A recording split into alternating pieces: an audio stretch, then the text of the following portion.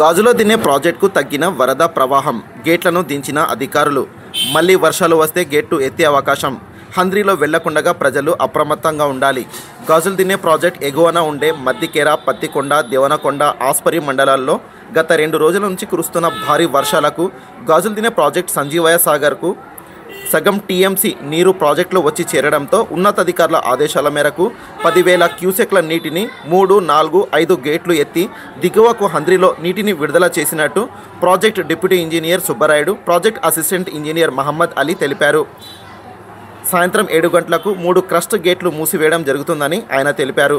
మళ్లీ రేపు వర్షాలు కురిస్తే నీటి ప్రవాహం పెరిగితే ఉన్నతాధికారుల ఆదేశాల మేరకు గేట్లు ఎత్తే అవకాశాలు ఉంటాయని వారు పేర్కొన్నారు. ప్రజలు హంద్రీ పరివాహక ప్రాంతాల్లో వెళ్లకుండా అప్రమత్తంగా ఉండాలని వారు సూచించారు. ఈ కార్యక్రమంలో డ్యామ్ సిబ్బంది పాల్గొన్నారు. Subrayudu, deputy executive engineer,